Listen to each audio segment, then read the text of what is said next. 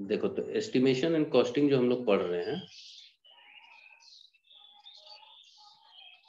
इसमें क्या होता है कि जो एस्टिमेशन का मतलब क्या हम लोग बताए थे कि आर्ट है जिससे हम लोग क्या चीज का कॉस्ट निकाल सकते हैं, कोई भी मटेरियल का, या जो भी हम इन्वेस्टमेंट कर रहे हैं किसी भी प्रोजेक्ट में इलेक्ट्रिकल इंस्टॉलेशन का, तो उसके बारे में डिटेल हम लोग कि कितना खर्चा आएगा।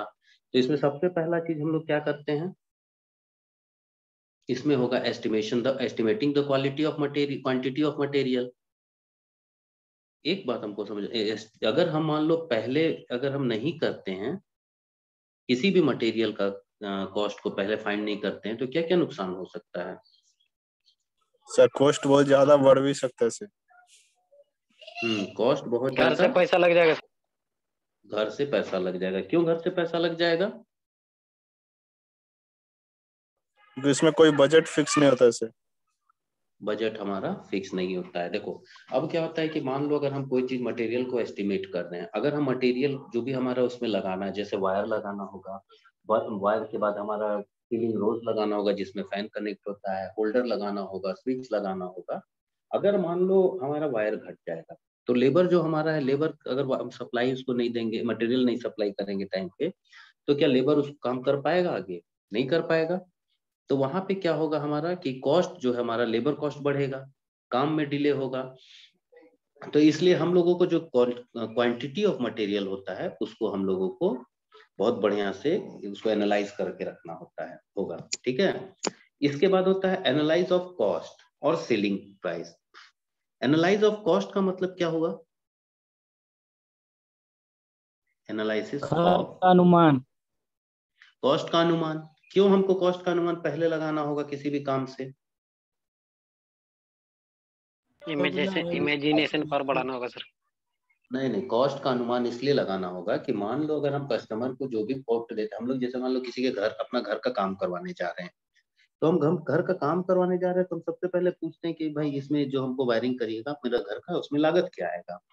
तो अगला को भी पूछता है कितना स्क्वायर फीट है, कितना रिक्वायरमेंट है, कितना बल्ब, कितना फैन, एक रफ कैलकुलेशन पूछेगा। उसके बाद से वो अपना बताएगा कि यहाँ पे हो सके हम बोलेंगे एक रूम में हमको 10 बल्ब चाहिए, तो अगला जानता है कि इतना यूज होना नहीं है, बोलेगा सर एक रूम में आप 3 बल्ब लगाइए, एक ट्यूब लगाइए, एक फैन लगाइए, काफी है।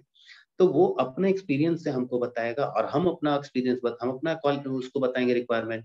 तो इन दोनों के बीच में हमारे बात से जो सहमत होगा कस्टमर, उस पर एक जगह आएंगे जहाँ पे हम लोग सहमत होंगे, नहीं हाँ इतना हमारा रिक्वायरमेंट फुलफिल होगा।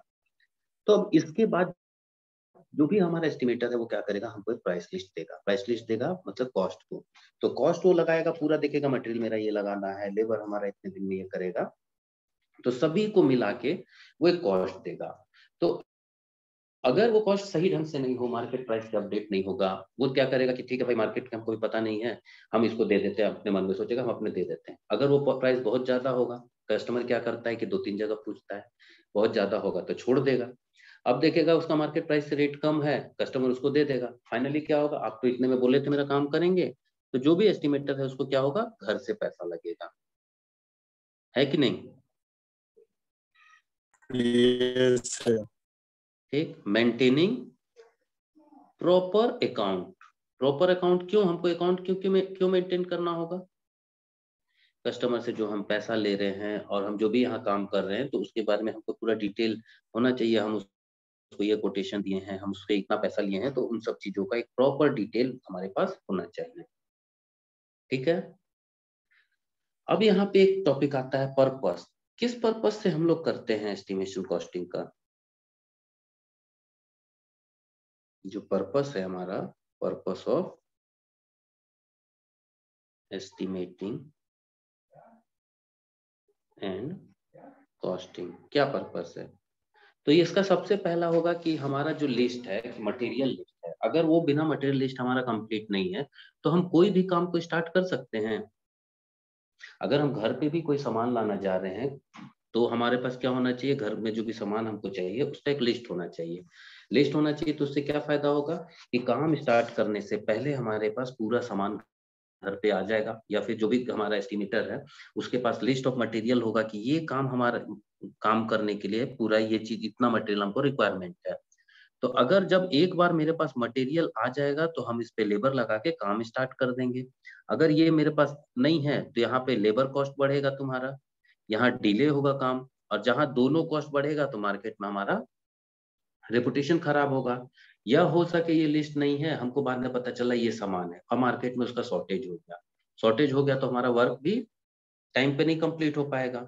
तो इसलिए सबसे पहला क्या होना चाहिए, पर्पस है कि हमारा लिस्ट ऑफ मटेरियल यहाँ एस्टिमेशन के लिए पूरा मतलब हमारे पास होना चाहिए। दूसरा क्या होता है पर्पस एस्टिमेशन करने का, कि जो भी हम पैसा यहाँ लगा रहे हैं, ठीक है, उसका मिसयूज नहीं हो रहा हो। ये चीज हमको चेक करने के लिए यहाँ पे एस्टिमेशन मतलब पर्पस होता है कि पैसे का मिसयूज को हम लोग क्या करेंगे, to ensure that the money is not misused, पैसे का कहीं पे भी मिसयूज ना हो। तीसरा क्या होता है, अगर हम मटेरियल पहले ले आएंगे, सभी कुछ हमारा होगा, तो टाइम हमारा क्या होगा, यहाँ पे टाइम इज सेव, समय बचेगा, हम समय पे कोई भी काम खत्म कर पाएंगे, ठीक है ना। तो ये हमारा पर्पस होता है। इसके पहले की क्लास में भी हम एक सवाल पूछे थे कि क्वालिटी क्या क्या होना चाहिए एक एस्टिमेटर का, क्वालिटी ऑफ अ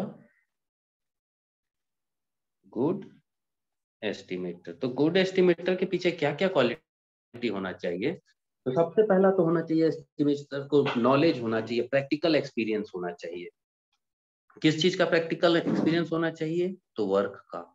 अगर मान लो हम एक काम करने के लिए मार्केट में बैठे हैं और हम मेरे पास आके हमसे कोई पूछा कि आप कोई भी काम किए हैं इसके पहले, तो हम क्या बोल, मान लो अगर हम काम नहीं किए और वहां पे हम बोले नहीं नहीं ये मेरा काम अभी तक तो नहीं किया, हम अभी खोले हैं लेकिन उतना मेरा कहीं पे हम काम नहीं किए हैं। और एक आदमी का तुम जाओगे बोल तो देखोगे मार्केट में वो तुम्हारे मोहल्ले में 10 घर में काम किया हुआ है, तो किसको काम दोगे पहले? जो मोहल्ले में काम किया हुआ है। क्यों? क्योंकि तुम्हारे नजर पे उसके पास प्रैक्टिकल एक्सपीरियंस है।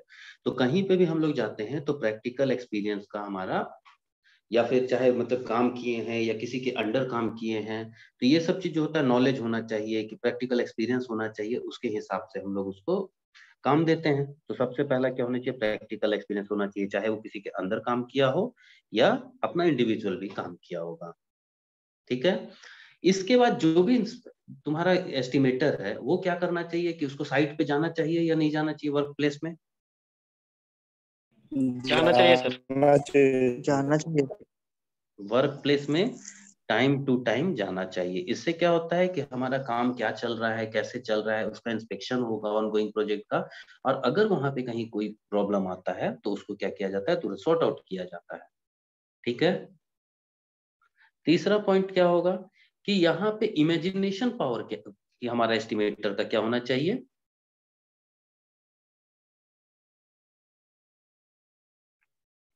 क्या होना चाहिए, इसके आगे क्या लिख लो, good imagination power. Imagination power अच्छा होना चाहिए, कि हमारा कैसे हम काम करेंगे, कैसे अप टू डेट रहेंगे, ये सब चीज को वहां पे एस्टिमेटर को पता होना चाहिए, कि ये काम हम ऐसे करेंगे तो हमारा वायर का कंजम्पशन कम होगा, घर का खूबसूरती नहीं खराब होगा। होता क्या है कि कोई भी आदमी जब घर बना रहा है तो उसमें अपना पूरा कॉस्ट मतलब अपने मेहनत का कमाई लगाता है और चाहता है कि मेरा घर अच्छा दिखे। तो अगर हम वायरिंग करने जा रहे हैं तो हम उसके घर को ऐसा करेंगे कि उस खूबसूरत दिखे, कहीं से भी उसमें हमारा वायरिंग के चलते उसका घर की खूबसूरती कम ना हो, ठीक है। इसके बाद क्या आता है, ये तुम सुबह बताया ना पहले क्लास में, नहीं? Future extension. फ्यूचर एक्सटेंशन का क्या मतलब होता है, फ्यूचर एक्सटेंशन का मतलब होता है कि मान लो अगर हम अभी घर का वायरिंग करा लिए, बाद में हमको 2 बल्ब का जरूरत है, तो 2 बल्ब का जरूरत है, तो वहां पे जो डिस्ट्रीब्यूशन हम बॉक्स बताए थे सुबह, जो डिस्ट्रीब्यूशन बॉक्स से सर्किट निकलेगा, अब जितना सर्किट यहाँ पे है अगर सब कंज्यूम हो गया है तो हम फर्दर एक्सटेंशन नहीं कर पाएंगे। तो यहाँ पे हमेशा डिस्ट्रीब्यूशन बॉक्स में 1 या 2 सर्किट हमको एक्स्ट्रा रखना चाहिए फ्यूचर एक्सटेंशन के लिए। या फिर दूसरा, मान लो काम करते हुए हमको ऐसा समय आ जाएगा कि हम दीवार के कटिंग वहां पिलर को नहीं काट सकते हैं, तो उस समय कैसे हम काम को चेंज मतलब अपना पाथ को चेंज करके या किस दूसरे पाथ से हम इस काम को कंप्लीट कर सकें। तो ये सब चीज नॉलेज एस्टिमेटर के पास होना चाहिए, ठीक है। और इन सब चीजों के बाद सबसे बड़ा यहाँ पे क्या आएगा, इसके पास हमेशा प्राइस जो होगा मटेरियल का वो अपडेटेड होना चाहिए, अपडेटेड प्राइस लिस्ट। अब होता है क्या है कि तुम्हारे पास अगर मान लो कोई अब आएगा काम देने, तो हम क्या बोलेंगे उसको, अच्छा ठीक है कल आइएगा, हम आपको यहाँ पे प्राइस पहले पता कर लेंगे मार्केट प्राइस है तब हम देंगे, तो ऐसा करते हैं क्या? जी सर। वैसा करते हैं कि कल आइएगा हम कल नहीं प्राइस सर, नहीं बताएंगे, सर, वैसे नो तो सर। कस्टमर चला जाएगा। कस्टमर चला जाएगा। तो मतलब क्या है कि हमको प्राइस तुरंत उसको बताना है, क्योंकि मार्केट में हमारा कंपटीटर बहुत है, तो हमको क्या करना होगा, उसको तुरंत प्राइस बताना है। तो अगर हमारे पास अपडेटेड प्राइस लिस्ट नहीं होगा तो हम उसको हो सके कोटेशन बहुत ज्यादा दे देंगे, बहुत ज्यादा प्राइस कर देंगे, तो ऐसे भी हमारा लॉस हो जाएगा। लॉस कैसे होगा, तो हमको काम नहीं मिलेगा। अगर हम बहुत कम देंगे तो हमारा घर से लग जाएगा। तो ये चीज को रोकने के लिए क्या करना होगा, हमको हमेशा टाइम टू टाइम अपडेट होना होगा। किससे? तो प्राइस लिस्ट से। ये क्या करना होगा, हमको बार बार जाके कोटेशन लेना होगा हर टाइम टू टाइम, मतलब हर दिन नहीं, एक सर्टेन 3 महीना 6 महीना के भी हमारा जो भी डिस्ट्रीब्यूटर होगा या जो हमारा सेलर होगा जिससे हम खरीद रहे हैं, हम लोग को क्या करना होगा, उससे टाइम टू टाइम प्राइस लेना होगा, प्राइस लिस्ट। ठीक है, यहाँ तक किसी को कोई दिक्कत है? No sir. अब एक चीज हम बोलेंगे, इसेंशियल एलिमेंट क्या क्या होगा हमारा एस्टिमेशन कॉस्टिंग का, तो स्पेसिफिकेशन ऑफ मटेरियल आ जाएगा। ठीक है, स्पेसिफिकेशन ऑफ मटेरियल। मान लो अगर तुम मटेरियल खरीदने जा रहे हो, सामान को कभी भी खरीदने जा रहे हो, तो उसमें अगर तुमको नहीं पता है कि कैसा मटेरियल किस काम के लिए चाहिए या उसका क्या रेटिंग होना चाहिए, हम बोलेंगे कि हमको इस घर में करने के लिए 10 होल्डर चाहिए, तो होल्डर भी तो बहुत तरीके का आता है मार्केट में। ठीक है, होल्डर भी क्या होता है हमारा, बहुत तरीके का होल्डर आता है, जैसे पेंडेंट होल्डर आता है, बैटन होल्डर आता है, स्क्रू टाइप होल्डर आता है, तो ये सब मार्केट में अवेलेबल है। हम तुमको बताएंगे ही नहीं किस तरीके का होल्डर हमको लाना है, तो तुम ले आ पाओगे? नहीं ला पाओगे। अगर हम मटेरियल दूसरा लाते हैं, रिटर्न करने जाएंगे तो उस पर भी हमारा चार्ज और समय लगेगा। तो इसलिए स्पेसिफिकेशन हमारा हर एक चीज में क्लियर होना चाहिए। ठीक है, इसके बाद जैसे हमारा आता है, अब स्पेसिफिकेशन हम क्लियर हो गया, जैसे मान लो हम बोलेंगे वायर ले आओ, तो वायर ले आओ तो तुम सबसे पहले क्या, तुम दुकान में तुमसे पूछेगा कि किस रेटिंग का वायर दे, कितना एमएम का दे, इस यही ना रेटिंग का पूछेगा, कितना 1.5 mm mm दे, का? 1.5 mm दे, 2.5 mm दे, तो तुम क्या बोलोगे, अच्छा हम पूछ के आते हैं। समय लगेगा ना इन सब चीजों में। Yes sir. तो इसमें क्या है, समय हमारा लग रहा है तो टाइम भी डिले होगा और हमारा क्या है, कॉस्टिंग भी बढ़ेगा। तो इसलिए किसी भी काम शुरू करने के लिए जो भी मटेरियल लग रहा है उसका पूरा स्पेसिफिकेशन हमारे पास होना चाहिए कि ये हमारा लगने जा रहा है। ठीक है, इसका जिसमें भी आएगा मार्केट कॉस्ट और मार्केट कॉस्ट ऑफ मटेरियल, तो ये तो हम बता चुके हैं, मार्केट कॉस्ट तो बता चुके हैं। अगर मार्केट कॉस्ट हमको नहीं पता है तो हम खरीदने जा रहे हैं, तो हो सके हमको चार्ज ज्यादा ले ले, होगा ना? Yes sir. ठीक, इसके बाद मार्केट कॉस्ट हमको मटेरियल का पता होना चाहिए, इसके साथ क्या होना चाहिए, प्राइस लिस्ट होना चाहिए हमारे पास, कि हमको हर चीज का प्राइस पता है। ठीक है, इसके इन सब चीजों को देखते हुए हमारा क्या किया जाता है, इलेक्ट्रिकल इंस्टॉलेशन का काम किया जाता है।